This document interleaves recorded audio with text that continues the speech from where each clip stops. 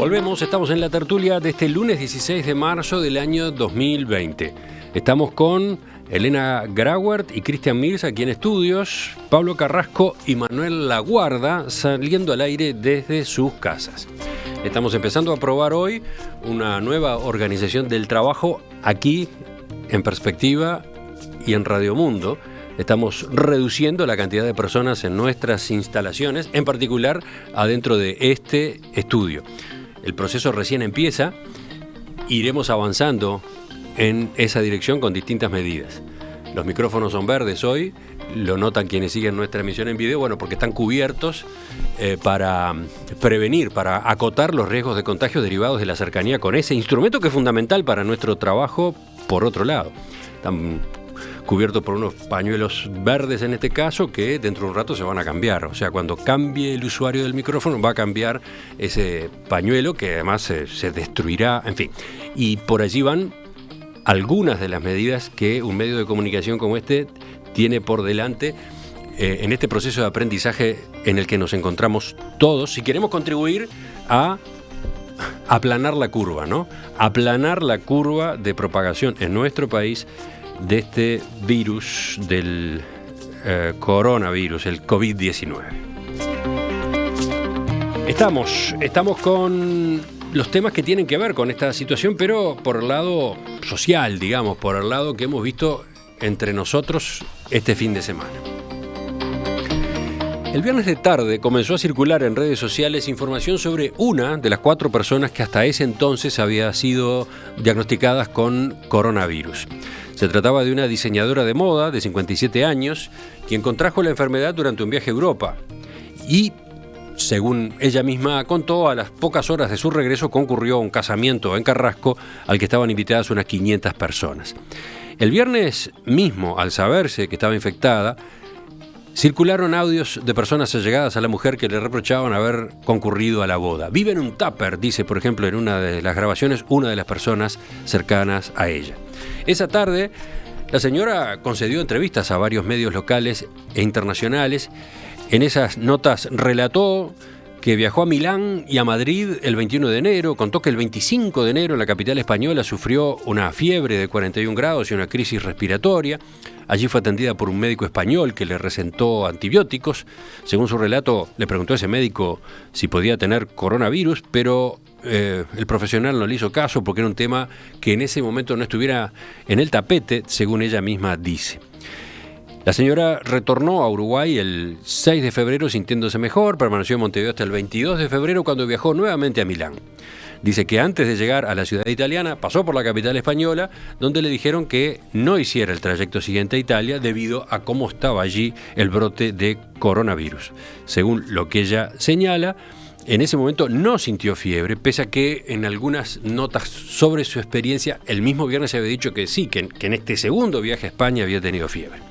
La diseñadora entonces regresó a Montevideo, preguntó en el aeropuerto de Carrasco si le iban a hacer algún control porque venía de Europa, le dijeron que no. Ese mismo día almorzó con su madre de 84 años y de noche fue a un casamiento con 500 personas.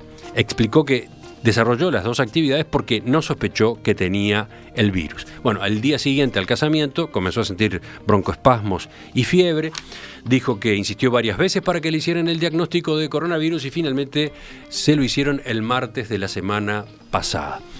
En diálogo con Radio Montecarlo, en una de las notas que dio, enfatizó que hizo todo lo posible para proteger a la población y que el diagnóstico se le terminó haciendo solo por su insistencia.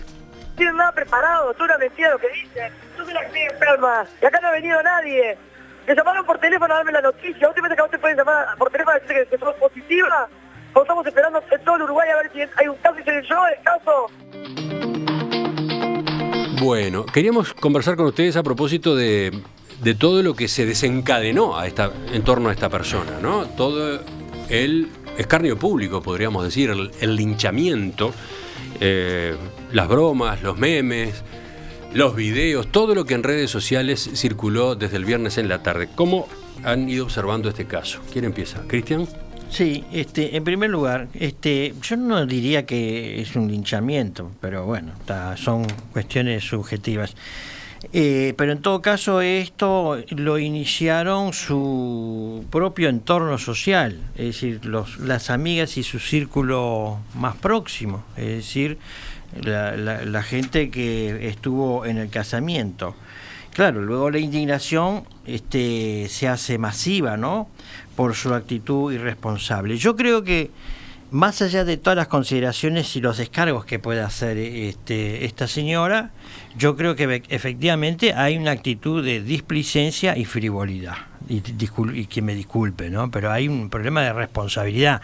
Si efectivamente estuvo afectada en determinadas circunstancias, luego aparentemente se había curado, entre comillas, luego recayó, no puede en circunstancias de pandemia ir a un casamiento, porque es como decir, vengo a introducir, como se dijo en un chiste de humor negro, a introducir el coronavirus al Uruguay, como hizo Hernandarias el ganado en el país. O sea, no, humor negro, pero es claramente una actitud irresponsable. De ahí a que todo el mundo la condene, bueno, eso ya escapa, ¿no?, a las manos de las que iniciaron, que efectivamente fueron las de su propia clase social, las de su propio entorno social, y allí están las consecuencias. Claro, pero curiosamente vale la pena recalcar eso que tú señalás, lo que dijeron sus amigas o conocidas, en realidad fue algo que ocurrió en conversaciones privadas. Lo que pasa es que esas conversaciones o mensajes de WhatsApp después, como ya sabemos, dejan de ser privados al instante, ¿no? Sí, claro. A los 2 minutos dejan de ser privados. Sí, claro, por la envergadura que tiene, pero además, como sucedió con el argentino, un argentino que viene del exterior, un guardia de seguridad que le pide que respete el protocolo, lo agarra a piñazos, y ahora el propio presidente Alberto Fernández dice: yo me voy a encargar de ir a ver dónde está este señor y ponerlo preso, ¿no?, por las consecuencias gravísimas que tiene para el resto de la población. Bueno, esto es algo parecido. Sí, pero estamos hablando de eso, ¿no? Estamos hablando de que personas que se intercambiaban mensajes entre sí, supuestamente en un plan confianza, en determinado momento terminan sacando hacia otros grupos esas conversaciones, ¿no? Sí. Y ahí arranca todo lo que hemos estado viendo, ¿no?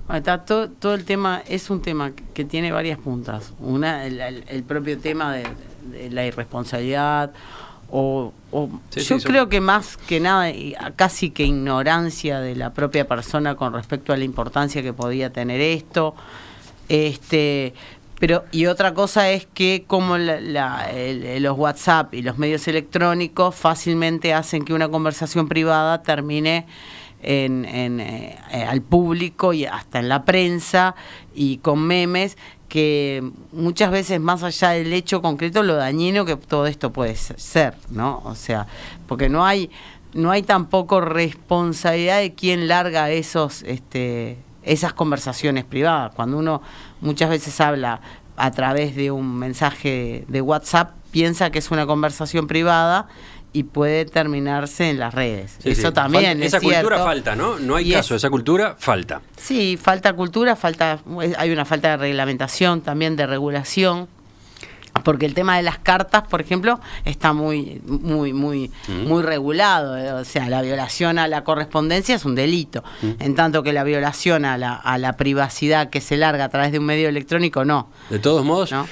También está la decisión que esta persona tomó de autoexponerse, ¿no? Porque fue ella quien salió a dar declaraciones de prensa, dio una cantidad de entrevistas, cuando las otras 3 afectadas con casos confirmados el viernes no lo hicieron, no sabemos quiénes son. Directamente no sabemos quiénes son. Se sabe que hay 2 que son de Salto, otra de Montevideo. Sí. Después salió Bordaberry, que dijo que... Sí, claro. Después tenemos el caso de Bordaberry, que es quizás aparte, pero en este caso me da la impresión de que al salir a hablar, esta persona incentivó todo este fenómeno, ¿no? Hasta por imperfecciones en la información que dio y por la traslación de responsabilidad que hizo, por ejemplo, a determinadas instituciones. La primera pregunta es si ella tenía que hablar o no. No, obviamente también que ahí no hay... el tema de lo mediático y de salir a la prensa y salir es un tema muy complicado. Seguimos, vamos con Manuel. Manuel, te escuchamos. Sí, yo te señalé los siguientes aspectos. Por un lado, sin duda, la irresponsabilidad de esta persona en el contexto que se estaba viviendo, asistir a una fiesta de 500 personas, con todos los riesgos que eso implica. Eso no cabe duda, esto es lo principal de toda esta historia. En segundo lugar, esto es la expresión de esa actitud narcisista e individualista que decíamos a propósito del otro tema, e incluso lo que tú señalabas recién, el hecho de que ella se exhiba en las redes, en los medios, explicando su peripecia, también está mostrando ese componente exhibicionista y narcisista.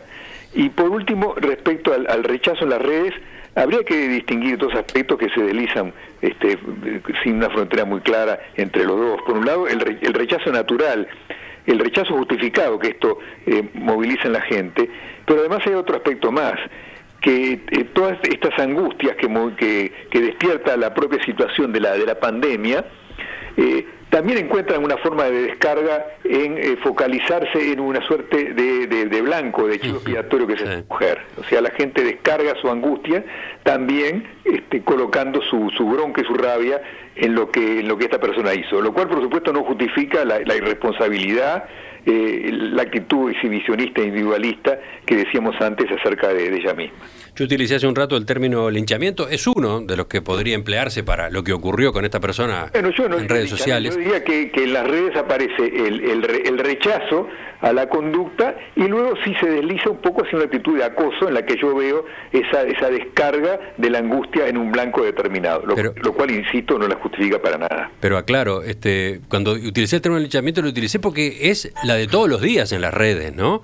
A propósito de cantidad de asuntos y de cantidad de personas. Es el deporte preferido en las redes, el linchamiento digital, entre comillas, ¿no? Pero esto es una situación más genérica que tú señalás y que es correcta y que existe, efectivamente. Las redes se prestan a esa suerte de acoso y de linchamiento que tú decís. Otros oyentes que mandan mensajes dicen, bueno, el linchamiento fue una forma de dar una válvula de salida por el humor al nerviosismo, a la preocupación, al miedo por el que estábamos pasando, ¿no? La gente lo descarga la angustia y la incertidumbre por el humor y por la agresión, exactamente. Sí.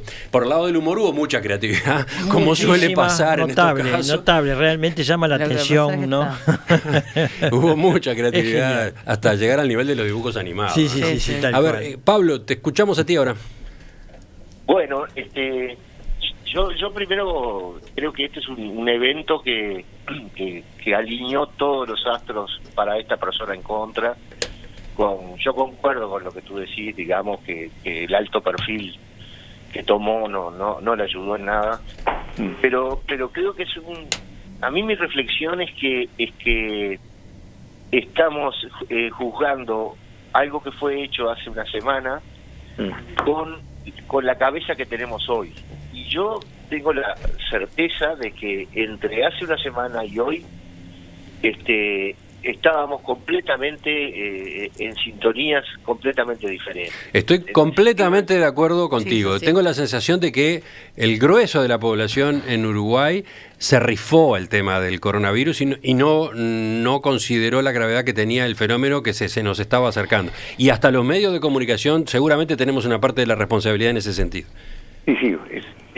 Exacto. Entonces, jugarla con la situación o la manera que razonamos hoy a una persona que hizo esa imprudencia hace una semana me parece que no combina, ¿no? Y en ese sentido, digamos, nosotros, por ejemplo, el cumpleaños de mi señora fue el lunes pasado, vinieron 60 personas, yo fui a ver a mi madre que tiene 94 años, y ninguna de esas cosas capaz que hoy la haría. Ella seguramente hoy no iría a un casamiento, si tuviera haber pasado una semana más. Entonces, yo, por ejemplo, no sé, el hashtag que me viene en la cabeza es ¿cuántos podrían haber sido Carmela, no? La gente que fue y vació de alcohol en gel a los supermercados, ¿tendría la delicadeza de cuidarse por consideración al prójimo? No, seguramente que no. Y en ese sentido creo que hay mucha superioridad moral en el hostigamiento. Para mí es un linchamiento y solo alguien que lo recibe puede contar a qué nivel queda destruida una persona. Así que en ese sentido no tengo duda que el castigo fue tremendo, y en parte es verdad, con su complicidad. Lo otro es que los propios médicos que la atendieron también estaban viviendo una semana antes, porque le mandaron antibióticos.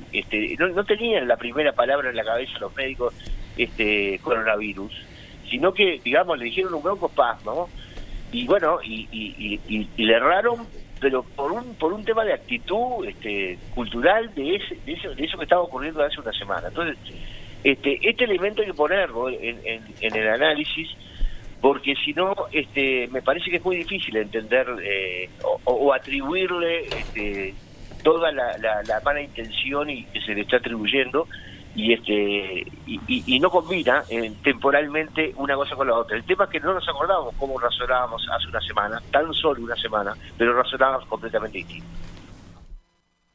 Ya volvemos para cerrar esta edición de hoy lunes en La Tertulia.